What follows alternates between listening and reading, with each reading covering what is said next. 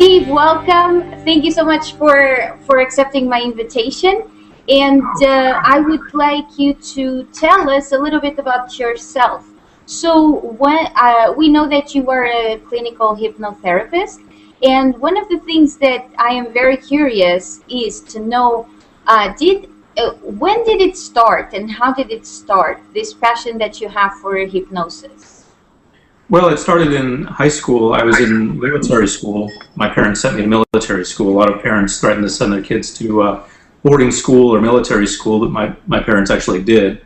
And so I was stuck there, and I got a book on hypnosis by a guy named Leslie Lecron. It's called The Complete Guide to Hypnosis by a PhD psychologist. And I read it and started practicing on my roommates, having them do silly things like scratch their nose and so forth. And then I realized I could use my powers for good. The smart kids came to me wanting to study more efficiently. The athletes came to me wanting to exercise more efficiently. So that was in the early 80s. Now, all these years later, it's the same thing I was doing in high school, except the smart kids are NASA and the athletes are the Dodgers. Good, wonderful. And so I know that you are a trainer in NLP, and that's how I actually came across your work, because I love NLP, and I was searching for some courses online, and I saw yours, and I'm very happy with the product and very happy with what I learned there. So did hypnosis then lead you to NLP? For those who don't know, NLP is a program, and Steve is a trainer, so he trains NLP masters and NLP practitioners. So how did it start with NLP? Did it start with hypnosis and then you jumped to NLP, or how did it go? Hello? Well, we can all thank Richard Bandler, of course, for this. In the 80s, when Tony Robbins was training with Richard Bandler, and before they had their falling out, I trained with Richard Bandler, and a lot of other people did. It was the thing to do in the 80s. So hypnotherapy for me started in high school. As I mentioned, I got a book on it after high school. I studied with Richard Bandler to learn NLP. I thought it would be a good thing to add to my my knowledge base in terms of helping people. Has your PhD in education helped you with the hypnotherapy in some ways? I think so. The reason I set out to get the doctorate in education is because I wanted to bring some mainstream credentialing to the certifications that are being offered. We have, anyone can start a certification at any time. I run the American Alliance of Hypnotists, for example, AmericanAllianceOfHypnotists.org, and that's something that I started. There are numerous other, quote-unquote credentialing organizations that offer certifications in hypnotherapy. So my whole purpose in pursuing the doctorate, at an actual university, was to bring some standardization to it. So my next step is going to be lobbying Congress for the standardization of credentialing on a federal level in the United States, which we do not have. What we have now is some states being more diligent than others, like California is rather strict with hypnotherapists. Florida is rather strict with hypnotherapists. Georgia is not. Nevada is not. So we have varying degrees, at least in the U.S., of strictness and lack of strictness. So more than anything, rather than, yes, my degree has taught me how to educate people, but the reason I pursued it was so that I could bring some quality to the field in terms of what the end user can expect. Because right now, if you sign up with a hypnotherapist for some sessions, you don't know what you're getting. Now, if you go to a chiropractor or an acupuncturist or even a massage therapist, you know what you're getting because they are licensed and they're regulated by the government. Hypnotherapists are not, at least not at a federal level, and very rarely at a state level. So more than anything, that's what I got from my degree, the ability to argue, hopefully successfully, in front of Congress to bring some standardization to the field, and that's going to let the end user know what they're getting. Right now, you go to a hypnotherapist, you don't know what you're getting because there are no set protocols. So hopefully we're going to have that in the near future. That's wonderful. Yeah, congratulations on that. I hope that that is approved and that you can expand to that level. I totally Thanks. sign under. Um, why do you think that hypnotherapy is so efficient in people? I think it's efficient as a healing modality, as a helping modality, because it's just so basic. If for some reason, who knows why, we're wired to take commands, probably so that as children we can be programmed, but for some reason we retain that even as adults, that we can be programmed to do things or to not do other things. And so I think it's because of that basic wiring that we have that it's so efficient in helping people. And along those lines, I will say that I've seen a lot of schools of hypnotherapy make hypnotherapy into something very long and drawn out and convoluted and so forth, and try to make it seem as if it's very difficult to learn. But hypnotherapy is very basic. You relax someone, and you tell them how they're going to change, and you bring them out of it, and that's it. And why do you think that when people are in such a relaxed state, they just change naturally? I don't know, other than the guess that I threw out a little while ago, which is that as children we need to be programmed to do this, don't do that, so we can live longer and survive childhood, but by hopefully wise parents who are telling us the right things. But so I think it's probably that. In the scale of hypnotic susceptibility, I don't like that word. I prefer suggestibility. But in the scale of hypnotic susceptibility, which Harvard and Stanford have come up with, some of the research that they've done, they built into the scale to see how suggestible someone is, has to do with questions about childhood and questions about how you listen to people or don't listen to people. So there seems to be some sort of tie-in to childhood and the need for us to be programmed that carries over as adults. I mean, if you look at us, we're very hypnotizable. We stop at red lights. We don't kill people. We pay our taxes. For the most part, people obey rules. And the sign says don't walk, and they don't walk. Sometimes people will violate that, but by and large, we are a collective group of people who are very orderly. We all sleep in our own homes, and we obey certain laws and things like that. So, Yes. I'm sorry?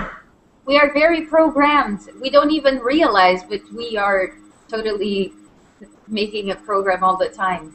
Right, exactly. And if you think about it, the way I look at humans is we're not individuals. We're part of a collective. We're part of a mass of humans. And we, like it or not, we are all interdependent upon each other. I mean, if someone goes haywire, it's going to affect others. And you see that from time to time. So we are all dependent upon the actions of the others. And because of that, it's very helpful when we have order to things. And so people gravitate toward order. And I think that part of the gravitation toward order ties into our ability to be programmed. As part of this need for order, we have this ability to be hypnotized, to be programmed. So we just use that to people's advantage in a hypnotherapy session. Do you think that it would be an assumption or a premature conclusion by what you said that we learn better when we are in a state of relaxation? No, I think it's true. I think there's evidence that supports that when you're in a relaxed state. There's also evidence that supports that when you're in a hypervigilant state, you're going to be less likely to retain information because you're too scattered when you're in those states. So yes, I do believe that there are learning gains in the more relaxed states of consciousness. I was just thinking that if this knowledge was immersed in schools, that students would have a much easier time learning mathematics, for example. Because I deal with students and I coach students in science, and what I feel is that it's nothing to do with their intelligence, or it's nothing to do with their capability of retaining the subjects. Sometimes it's an emotional turmoil. It's like, I cannot do this, or this is too difficult. And when they overcome that emotional resistance, then they learn much easier. And they even get surprised how they can understand something in geometry that they haven't understood yet before. So I agree with you. I think that relaxed we learn much more and much easier, much more easy. So you live in Georgia, right? And I know that you have lived in LA. I would like to know, do you have any funny stories that you would like to share with us about here in LA? Because I know that you have worked with people who work in movies and with the anchoring technique, for example. Is there some story that you would like to share? Let's see. Offhand, I can. Well, I remember one. I won't name names, but I remember one famous actor. Well, I had people should understand. I had an office in Beverly Hills in the Roxbury Medical Center, so I, had a lot of celebrities and actors come to me. I almost hit Brad Pitt in the face one time with a door I was opening to a cafe. He was not a client, so I can use his name. But I go downstairs and Hulk Hogan is there. Now, those two are not clients of mine, so it's okay for me to mention them. But, celebrities were all around the building all the time. Mostly in the building I was in, it was a bunch of plastic surgeons and a few other types of doctors and me. So we had all types of medical doctors and then a hypnotherapist. So it was interesting. But of the clients I saw, and I won't name names for clients I worked with, I remember one actor, for example, he wanted more confidence on stage. And so we installed an anchor for that, for confidence. I got him in a peak state. In NLP, we talk about states, Yes. which are usually emotional states. And then I got him in a peak state where he felt confident in a time in the past. And I had to anchor it so he'd have a way to tap into it, which is done with a motion and a sound. And for him, this is kind of funny. This is a famous actor. I won't say his name, but he would go off for him, the anchor was scratching his head, so it would look inconspicuous. He could do it on set, and he would say, "Oh yeah, baby." That was, sounds a little cheesy, but it worked for him. So, from that point on, when he wanted his confidence up during a shooting, he would he'd just go in the corner and go, "Oh yeah, baby." That's so Hollywood too. I think that's the perfect anchor. Yeah, it's very stereotypical Hollywood. Thank you for sharing. That's very nice. Sure. I would like to ask you one of my favorite questions. That is, do you think that the world is really changing, or our individual perception of the world changes once we evolve in life, and then that makes the whole world, to seem different to each individual? Well, good question. I think a little bit of both. I mean, the world is changing. When I was a kid, there wasn't a black president, for example, in the United States. That's a big, big change. So I see a lot of positive changes, but I also see perceptual changes. I mean, the changes that lead to the things that you see in the world are started by perceptual changes. 40 years ago, we wouldn't have imagined that a black person, or white and black person, to be realistic about it, that he would be president. But our perceptions changed. We started envisioning the possibility of change, of positive change, of acceptance, of things like that, and then it happened. So I would say a little bit of both has happened. But overall, when you think about it, people haven't changed much, and they're still people, but they have changed in significant areas. And I mean, I remember when I was a kid, picking on other kids was just what you do. I mean, I got picked on, I picked on other people, that's just what you do. Nowadays, it's considered insensitive to pick on kids in school. If you had talked like that when I was in school, you probably would have gotten beat up for it. But now, you probably tell the guidance counselor, I guess, and they deal with it, and they probably have, a session about that. So that's a big difference. That's a positive change that we're seeing. So I see a little bit of both. And so those are changes that we perceive temporarily. I mean, like a long time. And spatial differences. I mean, you have lived on the West Coast and now you live on the East Coast. Do you see differences in the society of one side of the country to the other side of the country? I do see quite a bit of difference. In Georgia, for example, people are more into weight loss and stopping smoking when it comes to hypnotherapy. The majority of what people think about when they think about hypnosis is the guy who shows up at the Holiday Inn once a month, and at 1 o'clock he's doing a stop smoking session, and at 2 o'clock he's doing a weight loss session. So people usually don't want to look at things like past lives, for example, or anything of an esoteric nature in Georgia, by and large. Whereas in California, you know, you're always hearing about Mercury in retrograde, and I can't do anything now because Mercury is in retrograde. If you mention that in Georgia, they'll say, what does that mean? So there's quite a bit of difference in that realm, in the esoteric, metaphysical realm. Whereas Georgia is more, you know, let's get down to business. These are the practical things I want to work on. And in California, it's more, okay, I've got those handled. In fact, I'm very healthy. Let's work on some issues of the spirit and some higher issues of the mind. Not to say that one is better than the other. It's just a distinction that I have noticed. It's just different, exactly. Right.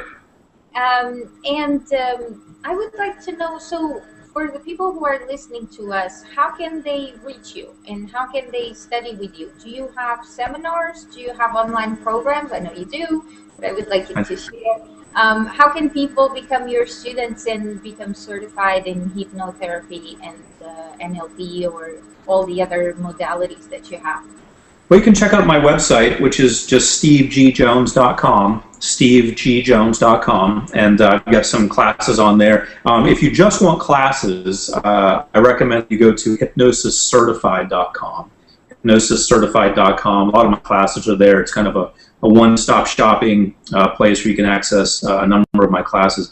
I have about 22 different certifications now that we offer. We have about 30,000 students currently worldwide. So we have business coaching, life coaching, Ericksonian hypnosis, regular hypnosis, NLP, all 3 levels of NLP, the world's only fully online NLP certification program, certified through aunlp.org.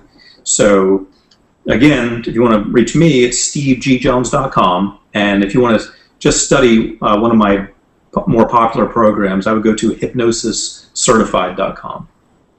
Good, thank you.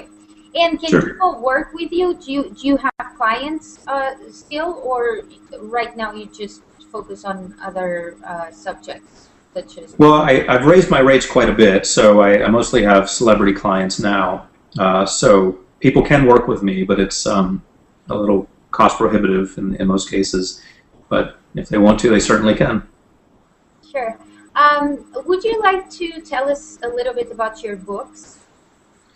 Sure. I've written 22 books now, and most of them are about hypnosis, how to do it, what it is, what it isn't, and so forth. I've also written a book on the law of attraction with my good friend Frank Mangano. That's available in Barnes & Nobles. If they don't have it, you can order it.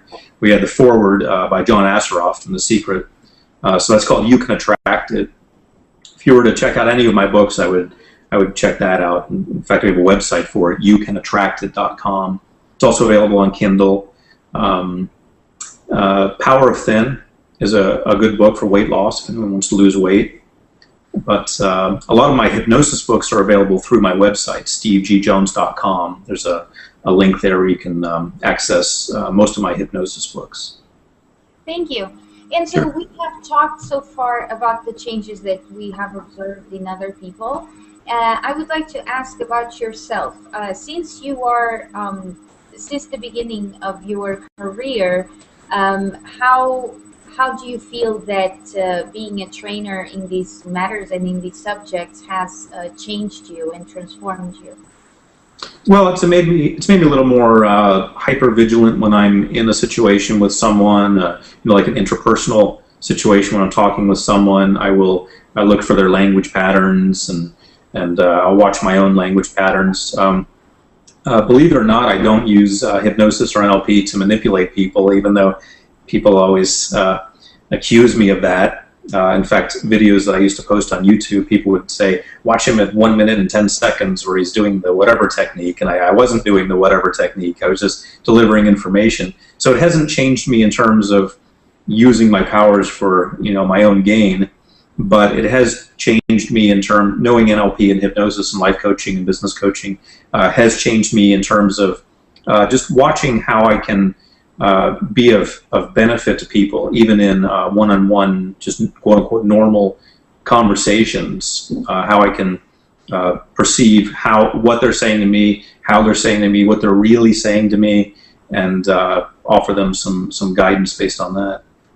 So, do you think that you have a perception or a perceptual intelligence to see what people are really trying to say? Because the way we use language, this is one of my passions, I love it, but the way we use language has a lot to do with the way that we think. And you have said before that people change when they see that probability of change, when they envision that they can change. By envision, I mean imagine, envision, say to themselves whatever works for them. But do you think that this mastery that you have has allowed you to really go deep into the world of the other person without much effort? I think so. I mean, I don't consider myself, the most intelligent conversationalist in the world or anything like that because of my knowledge. I believe it's given me a slight edge in understanding what's going on. Absolutely. And about the world, and for example, about the United States, what do you think that it's the main challenge of this generation of our times right now? Do you think it's wealth? Do you think it's education? Where do you think, what area of our lives do you think that a major transformation would benefit the world? It's so hard to say because there's so much, propaganda all the time about, let's focus on, in the 80s, it was let's get kids off cocaine, so let's scare them with commercials, and now it's let's save the environments, let's scare them that the world's going to end if we don't do something. So you get, the propaganda machine is always at work with what they want the predominant thing to be. So, but if we cut through that and we just look at reality and the world the way it is, we see a very stable world. We see a very stable environment. We see global warming. Yes, is a reality. I accept that, but it's not anything that's going to wipe anyone out. They're just going to have to raise the bridges in Venice a little bit, but we don't see anything that's really going to be devastating. What I do see as the main things that are going on would be a very slight but measurable and important change in acceptance, as I mentioned before.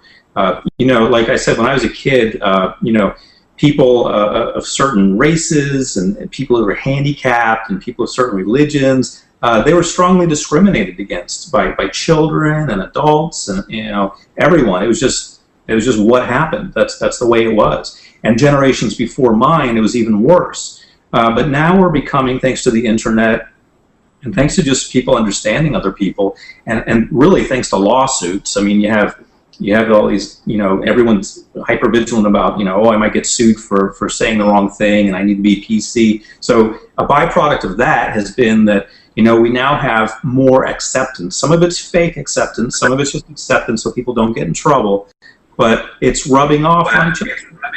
They're showing up as people who are more accepting of others. So I think that's a big, important change. I think that's really what's going on, and I'm happy to see that. I can send you his website link after the interview, and then you check it out. And it's accessible to everybody. I think that's one of the benefits of the internet. What do you think, Steve? Oh, absolutely. The internet has brought the tremendous possibility of self-help to the world. I mean, I wouldn't be known half as much as I am now, and the 9,000 recordings I've created wouldn't be known if the internet didn't exist. I mean, I started professionally in 1985, and I would place ads in local newspapers about cassette tapes I was selling. So that was so Stone Age compared to this. So the internet's definitely helped. It's amazing. And I know that you have, a huge set of audio CDs and audio programs. It's amazing.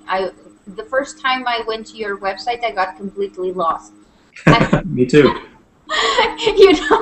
Because I was going there to a specific purpose, and then I saw so many things that it was, yeah. Oh my God, I don't know what I want anymore. I want everything. What do I do? But they are very, very nice. So thank you for making that available. Did you? How did it happen? Did you record all these audios a long time, or did you take like a month or 2 months or something and just made them all available out of a sudden? That's a really good question. I spent 2 years actually with the sound studio that I built with college educated sound engineers that I hired after 6 months of interviewing people. So yeah, we used Pro Tools and a Rhodes mic from Australia, and we used all the right stuff. So it took 2 years to do it. 2 years and about close to $100,000 to create all those recordings, but we got it done. Good, and it has been a wonderful, wonderful to witness how that work was really. If you have spoken about the investment that you have made in recording those audio CDs, I would like to ask you some questions about wealth and some questions about perception of money that, for example, exist in the world. Do you think that, in general terms, society sees money and abundance and wealth from a point of really feeling abundant or from a point of scarcity? Because we hear many times people saying that they don't live their dreams, or they don't do what they want to do because they do not have money to do that. But at the same time, we hear, for example, other people who say that, if you have a dream, you do not need money. You need a dream and then the money will come. So what is your perception about that? Well, I mean, I think it's different for everyone. I think that, can you boil it down to a question? You kind of put a lot of information there. What was the question exactly? I'm sorry, I'm a talker, so okay, it's good for an interview. It's good to be a talker. Sorry about that. Do you think that the majority of people in the world have a scarcity point of view or an abundant point of view in terms of wealth? Gotcha. Haven't really thought about that. I would say from what I've seen, most of them have a scarcity point of view, that wealth is something that they get kind of nervous about not having money, and they think, "Ooh, I've got to fill this void." A lot of people were poor, as kids. I was poor as a kid. I had to wear the same clothes over and over. I'd wear high waters. I got in a lot of fights defending my high water pants because they were, too high because I was growing, and my pants weren't. They weren't lengthening. So also, my dad also bought me the cheapest shoes he could find. One year I had shoes called Jeepers, and it said Jeepers on the back of my sneakers, and there's they had a commercial about Jeepers, Creepers, where do you get those? It's a song about eyeglasses initially, but I think they took it made it about the shoes, so people would sing that, and I got in my fair share of fights because of that. I think part of that probably fed into my desire to make sure that I wasn't ever in that situation again. I wasn't ever in a situation of scarcity again. So for my own personal journey, I think a lot of becoming wealthy has been based on that, being concerned about scarcity, because I know the negative consequences of not having enough money. Also not having proper food and medical care and so forth. So from what I've seen, most people come from that point of view. Obviously, the ideal way to do it is to have an abundance mentality, which I did get into when I got to California. When I moved there in 2000, I was introduced to this. I moved from Florida to California. I was introduced to this idea of abundance. Back then we didn't call it the law of attraction. We called it abundance. And then The Secret came out. We started calling it the law of attraction. So I started focusing on abundance. And that's actually when things started changing for me, when I started building actual abundance, when I started building wealth, when I stopped running from poverty and started gravitating toward opening my heart, opening my mind, opening my bank account to the possibility of accepting wealth. And it's awesome that you have mentioned that, because that was going to be my next question. You have mentioned that you grew up as a poor, or you considered yourself as not very wealthy, and now you are a very wealthy person who can charge, $2,500 for a session, for example. That's a level of wealth that many people do not live at the moment. And so you have mentioned that when you started getting in touch with the abundance concept, you started to change. But what I feel and what I perceive many times that happens with people is that even though they have that will, and even though they have that desire to become more abundant in thoughts, many people feel that they are not able to grasp at it. They are not able to shift. When did it really shift in your life? Did you feel like a click, or was it a progressive change? I think there was a definite moment when it shifted, and that is when another hypnotherapist was talking to me. When I first started practicing hypnotherapy in California, I was charging, I think it was $30 a session, and then maybe went up to $50 a session, and then I went up to $150. And then this lady hypnotherapist, who was quite a bit older than me, I was in my 30s at the time, and she was probably closer to 80. She said, "Steve, you should charge $250 for the first session." And I said, I just said that's ridiculous. I'll lose my clients and it's not going to work out. And, it was a rough time. It was actually 2002, which you said that 9/11 had happened. It was kind of like the great recession we just had. If you remember, after 9/11, everything dipped down. People stopped spending stuff. I said, that's the most ridiculous thing I've ever heard. Nobody wants to spend that kind of money now, but I did it anyway. I did it because I thought, she's older than me, she must know something.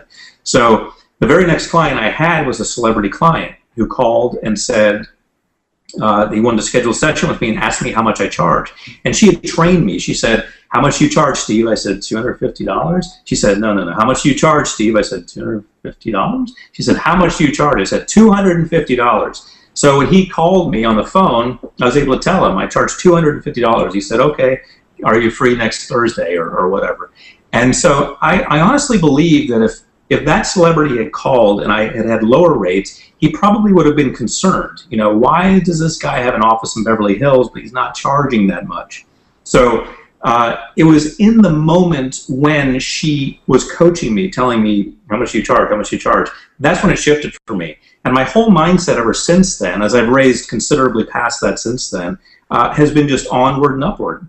Because the perception of wealth and the perception of quality rises with the perception, with the increase in price. And by the way, one of the reasons I have my price so high is because my time is better spent making recordings that will serve tens of thousands of people throughout my lifetime that I can get out there. I can spend an hour in a recording studio recording something that'll help countless people over my lifetime probably, or I can spend that hour with one person.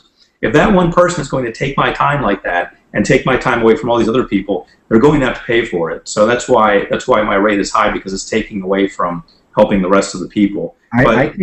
I came in a little bit late. Did you say 2,500 or 25,000? She said 2,500, but my actual rate is 25,000 for the first 2-hour session. Sorry. Wow. That's okay. I'm sorry. But I did go up to 2,500 at one point. That was about 7 years ago. Now, I should point out that people are knocking down the doors to get to me, and that's the point. I want to keep them out so that I can focus on making recordings in my studio, video and audio recordings.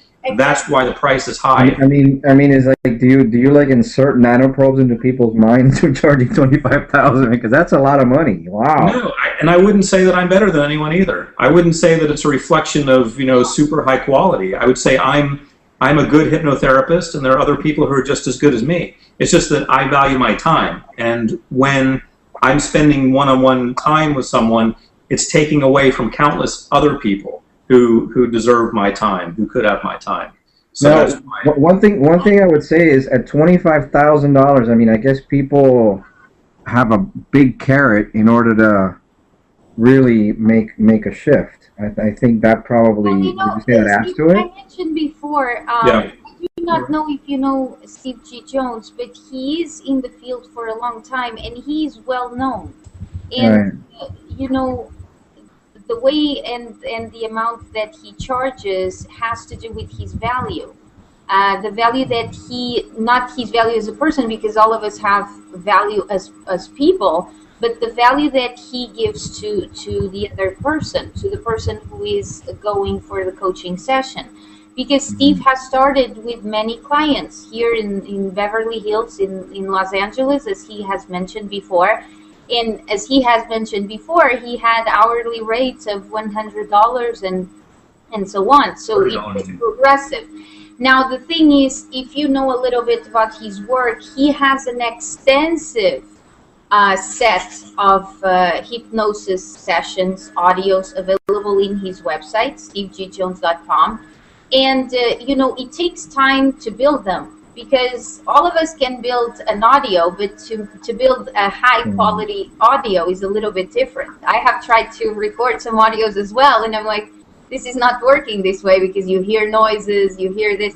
So his high quality audios are available for everybody in the world, and the price is very accessible. You can buy it blew my reality. It blew my reality out of what a professional provider, whether it's hypnosis or psychologist or whatever, could charge. So that's why I was, because I just chimed in and he said I charge $25,000. I was like, what? Am I sleeping?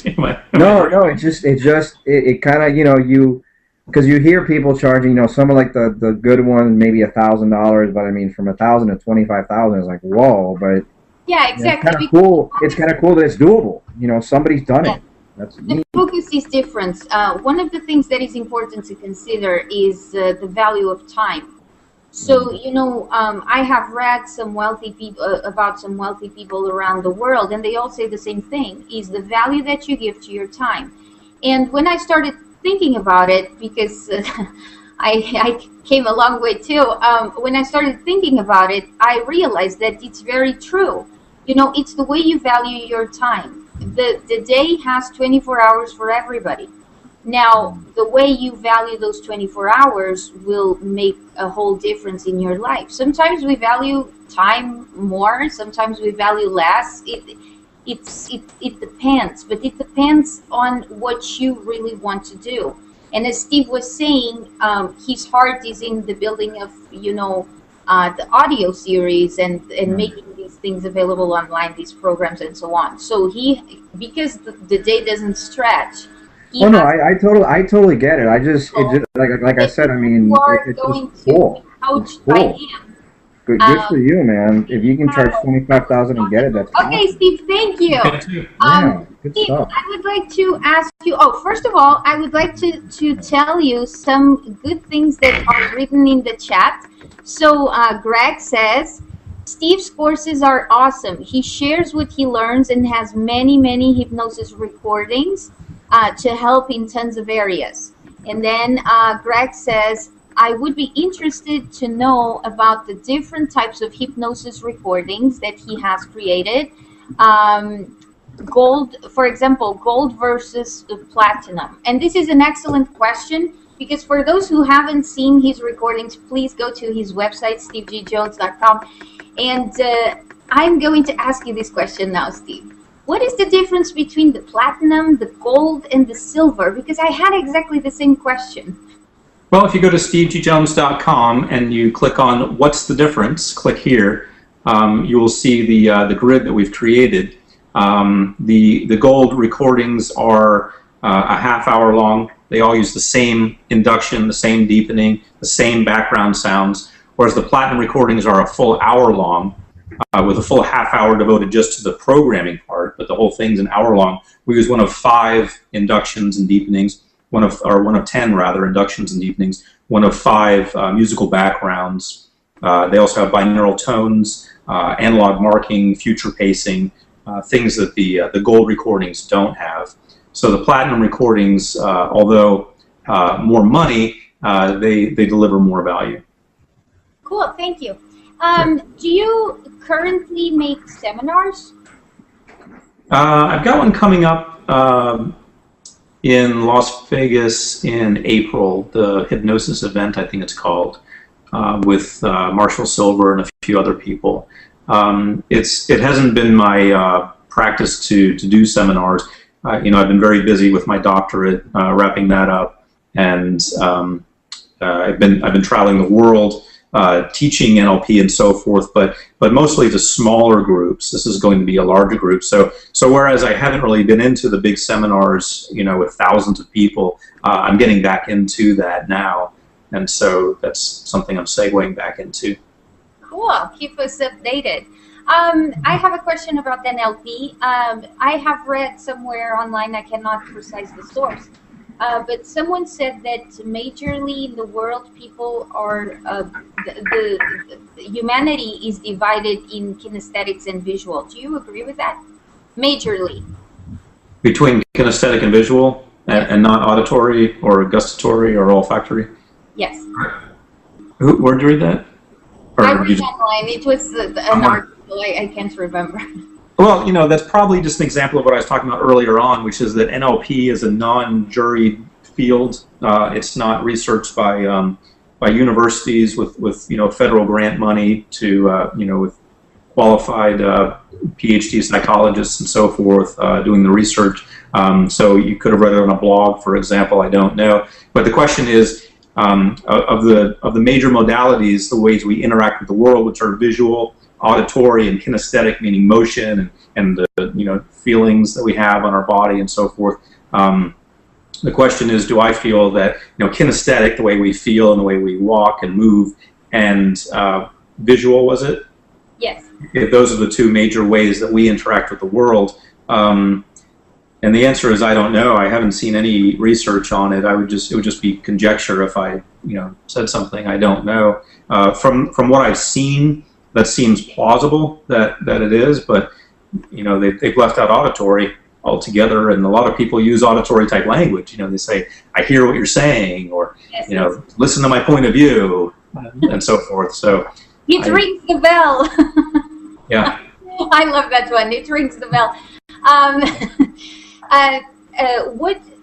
What do you think, or what is your main perceptual mode?